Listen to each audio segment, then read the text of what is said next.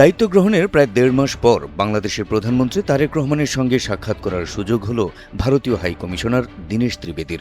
অত্যন্ত সৌহার্দ্যপূর্ণ পরিবেশে অনুষ্ঠিত হয়েছে নানা কারণে আলোচিত ও প্রত্যাশিত সেই বৈঠক। আর বাংলাদেশের বর্তমান প্রধানমন্ত্রী তারেক রহমানের সঙ্গে অনুষ্ঠিত এই বৈঠক যে ভারতীয় রাষ্ট্রদূতের মন ভরিয়ে দিয়েছে এর প্রমাণ বৈঠকের পর তার উচ্ছ্বাস। বৈঠক শেষে সাংবাদিকদের উচ্ছ্বসিত কণ্ঠে তিনি বললেন, আমি খুবই আনন্দিত যে ওনার সাথে আমার দেখা হলো। বললেন, দেখা হওয়ার সাথে সাথে মনে হয়নি যে প্রথমবার আমি ওনার সাথে দেখা করেছি। খুবই ভালো, খুবই বিনয়ী।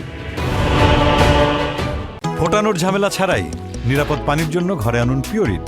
কল করুন 16627।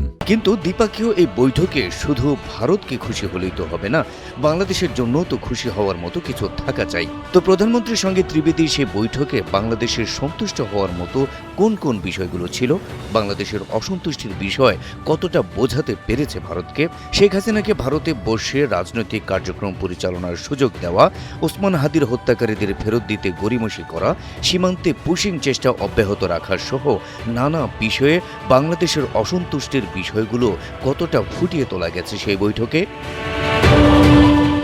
এই বিষয়ে অবশ্য আশার বাণী শুনিয়েছেন পররাষ্ট্রমন্ত্রী খলিলুর রহমান। বৈঠক শেষে সাংবাদিকদের তিনি জানান, বাংলাদেশের আপত্তির জায়গাগুলো ভারত সরকার অনুধাবন করতে পেরেছে এবং বুঝতে পেরেছে। আশা করব আমাদের রাষ্ট্রের কোনো স্তম্ভকে আন্ডারমাইন করার কিছু তারা আর করবে না। তাদের সঙ্গে আমার যা কথা হয়েছে আমি কিছুটা হলেও আশ্বস্ত এ ঘটনার পুনরাবৃত্তি হবে না।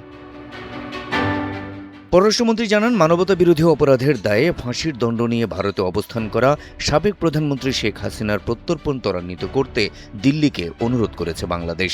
একই সঙ্গে ইনকিলাব মঞ্চের আহ্বায়ক ওসমান হাদির হত্যাকারীদের প্রত্যর্পণেরও অনুরোধ করা হয়েছে জোরালোভাবে।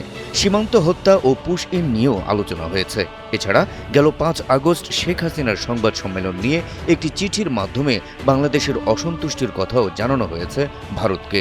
পররাষ্ট্রমন্ত্রীর আশাবাদ, এই বৈঠকের পর বাংলাদেশের বিষয়ে মানসিকতা পরিবর্তন হবে ভারতের। প্রধানমন্ত্রী হিসেবে দায়িত্ব গ্রহণের পর ভারতের কোনো উচ্চপদস্থ কর্মকর্তার সঙ্গে এটি তারেক রহমানের প্রথম বৈঠক। আপাত দৃষ্টিতে বৈঠকটি ফলপ্রসূ হয়েছে বলেও মনে হচ্ছে। তবে এর প্রকৃত সাফল্য নির্ভর করবে আগামী দিনে বাংলাদেশের প্রতি ভারতের আচরণ প্রদর্শনের উপর।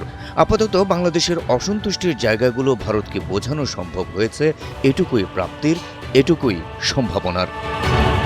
Habib Rasel, NTV online.